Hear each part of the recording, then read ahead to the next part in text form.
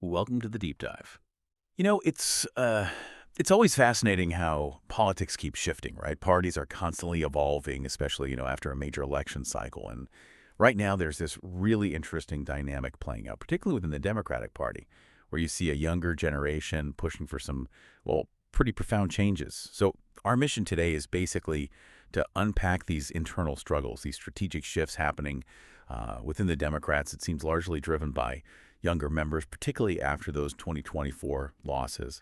We'll be looking at insights from a Fox News YouTube clip featuring Brett Cooper.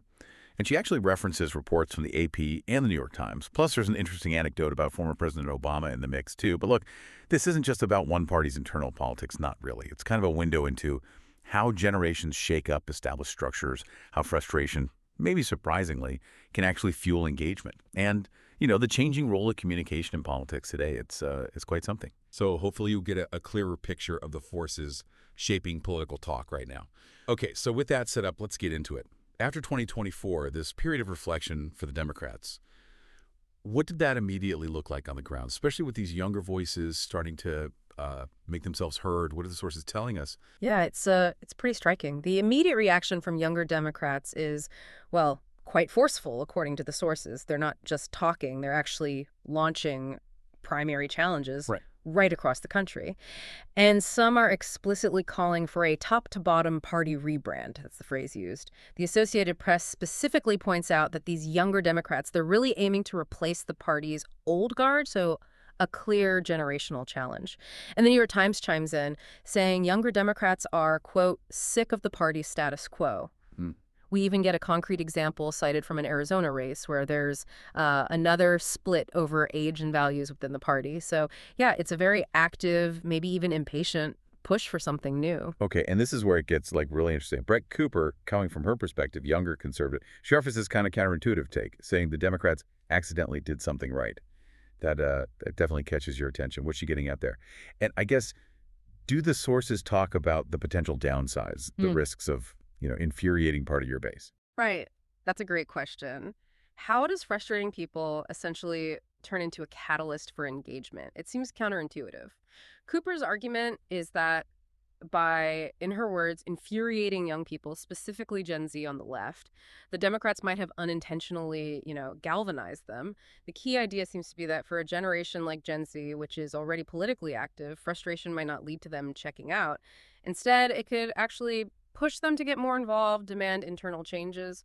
Though, yeah, it's risky. She characterizes Gen Z as very emotional, especially on the left, and notes they want to be involved. And we've seen that, right? They've been activists driving a lot of what we've seen on social media and, literally protesting in the streets for years now. So Cooper suggests that pissing them off, maybe contributing to the election loss, has actually gotten a lot of younger people engaged. She kind of sees it as two sides of the same coin, actually. She mentions a similar feeling on the right, where young conservatives also want change, want to get the establishment Republicans out. So the risk is definitely there. You stir up this passionate group. Does it lead to productive change within the party, or does it cause a major split if their demands aren't really met? That's the gamble, I suppose. Okay, so frustration potentially fuels engagement. But where does that engagement go? Strategically, I mean. Our sources also seem to touch on this debate about the right way forward.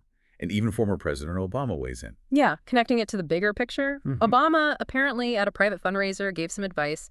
He reportedly said Democrats need a little bit less navel-gazing and a little less whining and being in fetal positions. His advice was basically just to toughen up, be more resilient. Toughen up, okay. But Brett Cooper questions whether toughening up is really the main issue here. She points to actions already being taken, like what she describes as people cursing everywhere or even asking to get shot at ICE protests. She uses these examples to suggest the passion, the fervor is already there. Right, so it's not a lack of toughness, maybe. Possibly. Cooper suggests the original AP article she cited actually said something closer to Obama's point, but framed differently. It urged young Democrats to start actually having solutions, to, quote, stop whining about what Republicans are doing and actually try to compete with them. So less about just being tough emotionally and more about, having concrete policies and a real competitive strategy. Which leads us right into how they compete, how they communicate those solutions. Yeah. How are these younger voices using modern tools? What's the role of communication tech in all this? Well, social media is huge here. Cooper calls it an incredibly, incredibly powerful vehicle. Can't really overstate its role. She notes that, yeah, people on the left have tried using social media. She mentions Kamala's TikTok page as an example. But she feels it hasn't really clicked yet with a younger candidate leading the charge, and she seems curious to see how that plays out. Okay. But crucially, she thinks these younger Democrats learned something specific from the 2024 loss. They apparently observed what really worked with Trump and also J.D. Vance. Then what was that? Authenticity. Or perceived authenticity, maybe. The value of authentic leaders who are speaking directly to the people. Leaders who are big on social media, who actually feel like they're speaking directly to the public rather than just having a comms team run everything. That makes sense. Less polished, more direct. Exactly. It suggests a shift away from traditional, maybe overly managed political messaging. And Cooper ties this back to wanting more solutions for them and less just screaming and protesting in the streets. The communication style reflects that desire for substance, perhaps. Okay, so we have internal party dynamics, generational clashes, communication strategies. But underlying all of this, is there a big unifying issue driving voters, especially these younger voters? Yes, definitely. The sources really emphasize one major thing: affordability. It's framed as a huge issue for voters everywhere, not just, say, in expensive places like New York City. It's nationwide. That tracks. And while it obviously affects everyone, the point is made that Gen Z is really, really concerned about it.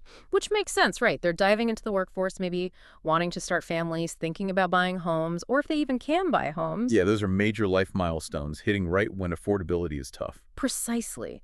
And this economic pressure isn't just, a personal problem. It's clearly driving their political demands. They want tangible policy solutions from the party. It directly challenges maybe some older promises or approaches. The discussion implies that simply promising things, like the source mentions one figure, Hugh Manny in New York, suggesting everything is going to be free, that's not enough. What's needed, according to this analysis, are real solutions that will actually drive down prices and make things more affordable for the younger generation. It boils down to tangible impact, how policies affect their actual daily lives and future prospects. Okay, so let's try and wrap this up a bit. Today, we've really dug into these internal shifts in the Democratic Party. A lot of it seems driven by younger members pushing for a rebrand after 2024.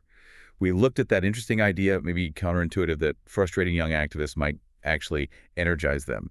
And the whole debate about, is it about toughening up or is it about finding concrete solutions? Yeah, and the communication piece, too, the move towards what's seen as more authentic, social media-driven leadership, learning from past elections, even from opponents. Right. And all of this is playing out against that huge backdrop of affordability concerns, which seems particularly acute for Gen Z. So, as you think about all this, here's maybe a final thought to chew on. What does this push for change within one party tell us about how any established institution, political, corporate, cultural, whatever, needs to adapt? How do they stay relevant and responsive when new generations come along with different demands, different ways of communicating? And maybe critically, how does that balance between passionate protest and pragmatic proposed solutions ultimately shape where political engagement heads next? That's something to think about.